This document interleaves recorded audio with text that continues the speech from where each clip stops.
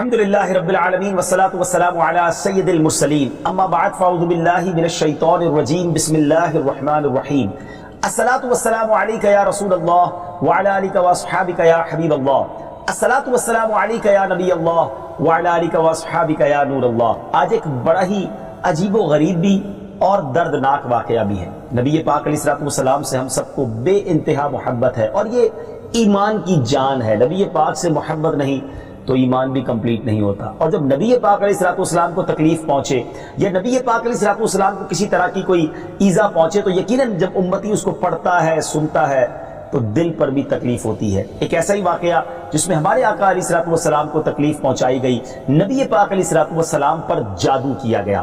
ناظرین، آج یہ واقعہ ہم سنیں گے اور یہ قرآنی واقعہ ہے اور اس کے ذریعے بہت ساری باتیں بھی سنیں گے۔ جادو کے بارے میں بڑے مسکنسیپشن ہیں لوگوں کے ذہنوں میں، اور سمجھتے ہیں کہ جادو توڑ کرنے کے لیے بڑے عجیب و غریب عمل کرنے پڑیں گے، بڑے گناہوں والے کام کرنے پڑیں گے، اللہ کی ناراضگی والے کام بھی لوگ کرنے کے لیے تیار ہو جاتے ہیں، حرام اور ناجائز کام کرنے کے لیے تیار ہو جاتے ہیں اور سمجھتے ہیں کہ اس سے جادو سے بچا جا سکے گا۔ البتہ جادو کروانے کے لیے بھی لوگ بڑے ہی ناجائز اور حرام کام کرتے ہیں جو کہ جہنم میں لے جانے والے کام ہوتے ہیں۔ اللہ مجھے اور آپ کو ہمیشہ جادو ٹونے آصف سے محفوظ رکھے، ہر قسم کی بلاؤں سے محفوظ رکھے، اور آج قرآن کے ذریعے سمجھیں گے کہ جادو کا علاج کیا ہے، جادو ہو جائے تو بچا کیسے جا سکتا ہے، اور نبی پاک علیہ الصلوۃ والسلام پر جب جادو ہوا تھا، جادو کرنے کی کوشش کی گئی تھی، اس کا نتیجہ کیا نکلا۔ ناظرین، توجہ کے ساتھ آپ نے سلسلے میں شامل رہنا ہے۔ روایت یہ ہے کہ لبید بن عاصم یہودی اور اس کی بیٹیوں نے نبی پاک علیہ الصلوۃ والسلام پر جادو کر دیا، جس کا اثر پیارے آقا علیہ الصلوۃ والسلام کے جسم پر نمودار ہوا۔ طبیعت شریف جو ہے وہ کچھ ناساز ہونے لگی، آپ کے قلب، آپ کی عقل مبارک اور آپ کے اعتقادات پر کوئی اثر نہ ہوا، صحت مبارک پر تھوڑا سا اثر ہوا۔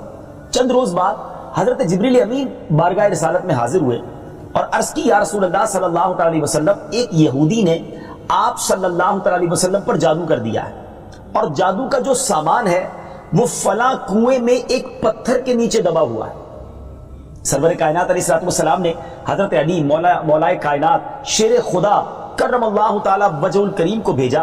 انہوں نے کنویں کا پانی نکالا اور پتھر اٹھایا تو اس کے نیچے سے کھجور کے گھابے کی تھیلی برآمد ہوئی، یعنی کھجور کے جو چھلکے ہوتے ہیں اس طرح کی تھیلی برآمد ہوئی، اور اس میں نبی پاک علیہ الصلوۃ والسلام کے منہ مبارک جو کنگھی سے ٹوٹے تھے، اور کنگھی کے ٹوٹے ہوئے کچھ دندانے، اور ایک ڈور یا کمان کا چلہ جس میں 11 گٹھانے لگی ہوئی تھی، اور ایک موم کا پتلا تھا جس میں 11 سوئیاں چبھی ہوئی تھی۔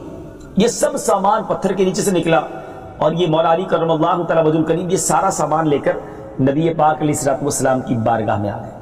اس کے بعد سبحان اللہ، اب اس کا توڑ کیسے آیا، اس کا علاج کیسے ہوا، اس کا حل کیا نکلا؟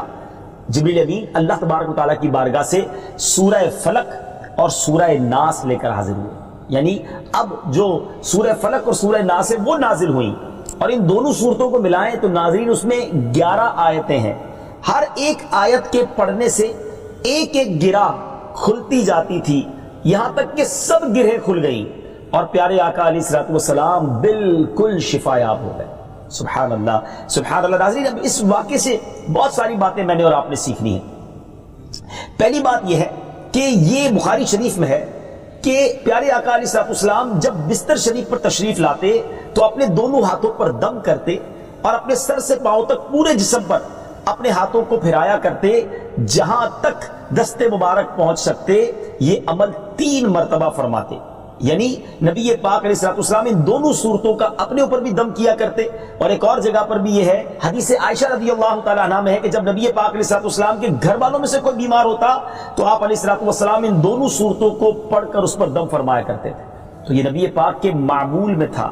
تو آج اگر ہم میں بھی کوئی بیمار ہو جائے، فیملی میں کوئی بیمار ہو جائے، اپنے آپ کو من آفتوں سے بچانا چاہتے ہیں تو اول آخر 3 بار درود پاک پڑھیں، سورہ فلق اور سورہ ناس کی تلاوت کریں، اپنے ہاتھوں پر دم کر کے اپنے جسم پر پھیر لیں، کسی مریض پر دم کر دیں، انشاءاللہ اس کی برکت ملے گی۔ یہاں ایک اور مسئلہ بھی سیکھنے کو ملے گا کہ تعویذات اور عملیات میں جس میں کوئی لفظ کفر و شرک کا نہ ہو وہ جائز ہے۔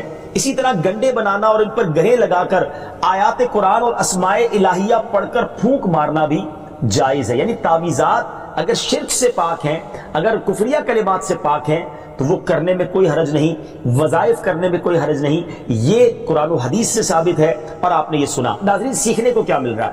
خلاصہ یہ ہوا کہ سورہ فلق یعنی قل اعوذ برب الفلق اور قل اعوذ برب الناس، یہ دونوں صورتیں جن اور شیاطین، نظر بد اور آسیب اور تمام امراض خصوصاً جادو ٹونے کا مجرب علاج ہیں۔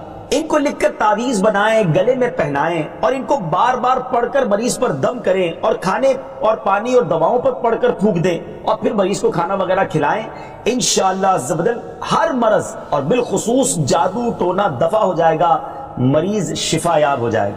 اسی طرح قرآن مجید کی دوسری تمام صورتوں کی خصوصی خواص ہیں جن کو بہت خوبصورت کتاب جنتی زیور ہے اس میں بھی آپ پڑھ سکتے ہیں ناظرین۔ اسی طرح ہمیں چاہیے کہ قرآن پاک کی تلاوت کرتے رہیں، قرآن پاک کی ہر حرف میں شفا ہے، برکتیں ہیں، اور آج خاص طور پہ ہمارے ناظرین کو گویا وظیفہ، قرآنی وظیفہ مل رہا ہے۔ بہت سارے ناظرین یہ گزارش کرتے ہیں کہ ہمیں کوئی وظیفہ بتایا جائے، تو دیکھیں آج تو قرآن کے ذریعے، اور وہ وظیفہ جو نبی پاک کو رب کی طرف سے عطا ہوا، پیارے آقا علیہ الصلوۃ والسلام کو بھی شفا نصیب ہوئی، تو ہمیں ضرور اس کو اپنانا چاہیے۔ ناظرین اس سے پہلے کہ میں مزید اس معاملے میں آگے بڑھوں، میں چاہتا ہوں کہ دونوں صورتوں کی تلاوت اور اس کا ترجمہ پہلے سن لیتے ہیں اور پھر مزید اس بارے میں بات کرتے ہیں کہ اس حیرت انگیز واقعے سے مجھے اور آپ کو مزید کیا سیکھنے کو ملتا ہے۔ پہلے سورہ فلق کی تلاوت ہوگی، سورہ ناس کی تلاوت ہوگی۔ میں یہاں ایک اور بات بھی کہنا چاہوں گا، کچھ لوگ یہ کہتے ہیں جناب ہم وظیفہ کرتے ہیں اثر نہیں ہوتا، برکت نہیں ملتی۔ پہلے یہ چیک کر لیں کہ آپ کے مخارج ٹھیک ہیں، آپ تلاوت صحیح مخارج کے ساتھ کرتے ہیں۔ تو اب جو تلاوت آپ سنیں گے نا تو اس میں یہ بھی چیک کر لیں کہ آپ کیا اسی طرح کے تلفظ کے ساتھ پڑھتے ہیں، اور اگر مسٹیک کر رہے ہیں تو قرآن پاک صحیح طریقے سے پڑھیے، پھر دیکھیے اس کی کیسی برکتیں ملتی ہیں۔ آئیے سورہ فلق اور سورہ ناس کی تلاوت اور اس کا ترجمہ۔ قل اعوذ برب الفلق من شر ما خلق ومن شر غاسق اذا وقب ومن شر النفاثات في العقد ومن شر حاسد اذا حسد۔ تم فرماؤ میں اس کی پناہ لیتا ہوں جو صبح کا پیدا کرنے والا ہے، اس کی سب مخلوق کے شر سے، اور اندھیری ڈالنے والے کے شر سے جب وہ ڈوبے، اور ان عورتوں کے شر سے جو گروہ میں پھونکتی ہیں، اور حسد والے کے شر سے جب وہ مجھ سے جلے۔ قل اعوذ برب الناس ملک الناس الہ الناس من شر الوسواس الخناس الذي يوسوس في صدور الناس من الجنة والناس۔ تم کہو میں اس کی پناہ میں آیا جو سب لوگوں کا رب، سب لوگوں کا بادشاہ، سب لوگوں کا خدا، اس کے شر سے جو دل میں برے خطرے ڈالے اور دبک رہے، وہ جو لوگوں کے دلوں میں وسوسے ڈالتے ہیں، جن اور آدمی۔ ناظرین سورہ فلق اور سورہ ناس کے بے شمار فضائل و برکات ہیں۔ ایک اور حدیث پاک سنیے، حضرت عبداللہ بن خبیب رضی اللہ تعالیٰ عنہ فرماتے ہیں کہ ہم پر ہلکی بارش ہوئی اور اس وقت اندھیرا چھایا ہوا تھا، اور ہم پیارے آقا علیہ الصلوۃ والسلام کا انتظار کر رہے تھے کہ وہ آ کر ہمیں نماز پڑھائیں۔ پھر نبی پاک علیہ الصلوۃ والسلام ہمیں نماز پڑھانے کے لیے تشریف لائے اور ارشاد فرمایا پڑھو۔ میں نے عرض کی کیا پڑھوں؟ ارشاد فرمایا صبح و شام 3 بار قل هو اللہ احد، قل اعوذ برب الفلق اور قل اعوذ برب الناس پڑھو، ان کی تلاوت کرنا تمہیں ہر بری چیز سے بچائے گا۔ چلیں ایک اور وظیفہ مل گیا، سورہ اخلاص کو بھی شامل کر لیں، تو صبح و شام پڑھیں تو انشاءاللہ بری آفتوں سے، مصیبتوں سے، جادو ٹونے سے، آسیب سے، ان طرح کی بلاؤں سے انشاءاللہ محفوظ رہیں گے۔ ناظرین یہاں کچھ مسائل بھی سیکھ لیتے ہیں۔ حضرت اسماء بنت امیس رضی اللہ تعالیٰ عنہ نے عرض کی یا رسول اللہ صلی اللہ تعالیٰ علیہ وسلم، جعفر کے بچوں کو جلد نظر ہوتی ہے، کیا مجھے اجازت ہے کہ ان کے لیے عمل کروں؟ نبی پاک علیہ الصلوۃ والسلام نے اجازت عطا فرمائی۔ تو سیکھنے کو یہ ملا کہ تعویذ اور عملیات جن میں کفر و شرک نہ ہو، کوئی کلمہ ناجائز نہ ہو، تو اس میں جو ہے وہ تعویذ کرنا، عمل کرنا جائز ہے، اور خاص کر وہ عمل جو آیات قرآنیہ سے کیے جائیں یا احادیث میں وارد ہوئے ہوں۔ اسی طرح چند مسائل بھی سیکھنے کو ملے۔ یہ دونوں صورتیں جو ہیں ان کے شان نزول سے ہمیں معلومات کیا ملتی ہیں۔ نمبر ایک، جادو اور اس کی تاثیر حق ہے۔ کچھ لوگ جادو کا انکار کر دیتے ہیں، یہ درست نہیں ہے۔ جادو اور اس کی تاثیر حق ہے، کیونکہ قرآن میں اس کا ذکر ہے اور نبی پاک علیہ الصلوۃ والسلام پر بھی آپ کی صحت مبارک پر اس کا اثر ہوا۔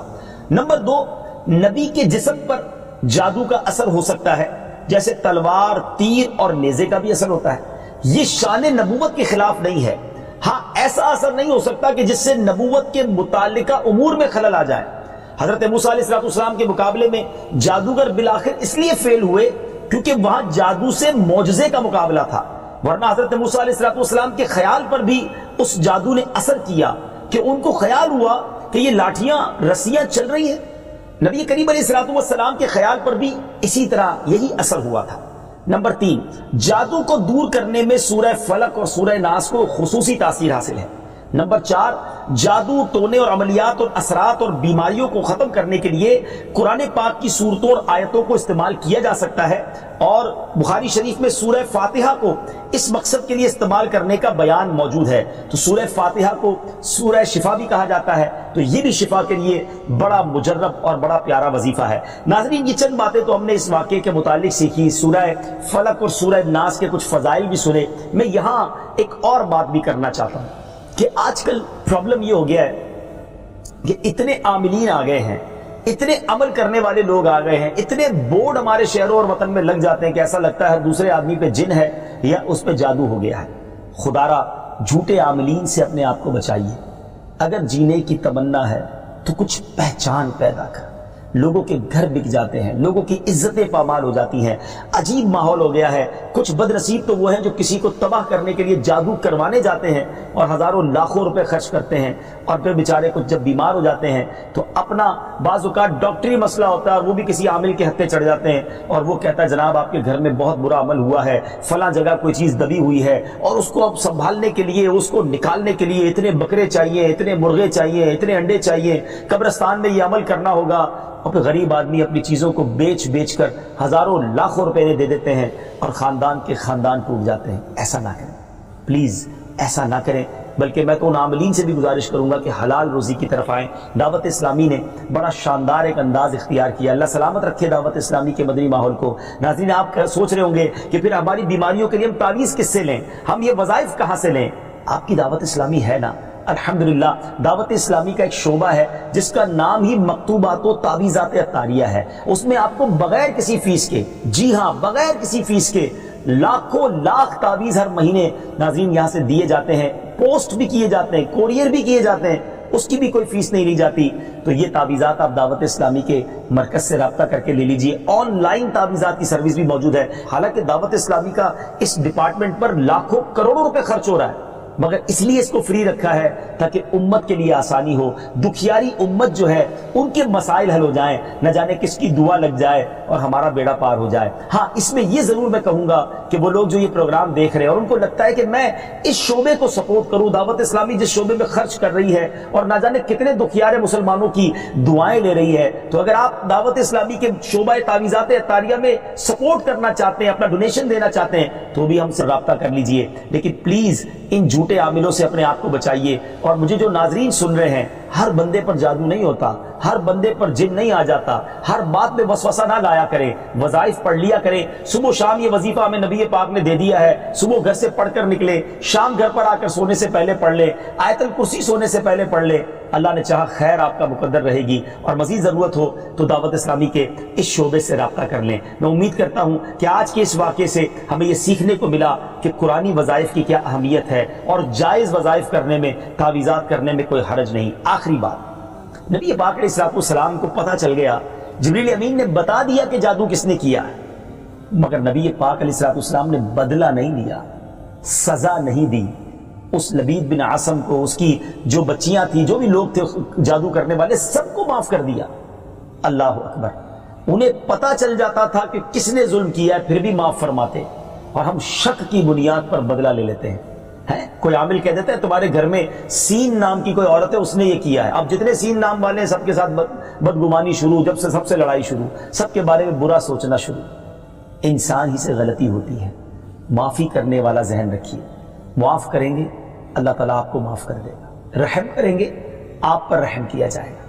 اللہ مجھے اور آپ کو نبی پاک علیہ الصلوۃ والسلام کی اس مبارک سیرت سے سیکھنا نصیب فرمائے کہ اگر کسی سے غلطی ہو بھی گئی ہے, کسی نے ہمارا برا چاہا بھی ہے اور پتہ بھی چل گیا ہے, تو معاف کرنا اللہ کو بڑا پسند ہے. مشکل ضرور ہے, دل چاہتا ہے میں بھی بدلہ لوں, لیکن مزہ بھی تو یہی ہے نا کہ دل چاہ بھی رہا ہے, غلط بھی کیا ہے سامنے والے نے اور میں بدلہ لے بھی سکتا ہوں, پھر بھی اللہ کی رضا کے لیے معاف کر دیں اور اس نیت سے معاف کریں میرے مالک میں تیرے بندے کو معاف کر رہا ہوں, تو مجھ گناہگار کو معاف فرما دے. اللہ کریم ضرور کرم فرمائے اور یہی اسلام کی خوبصورتی ہے. اللہ مجھے اور آپ کو معافی اور درگزر کا ذہن نصیب فرمائے.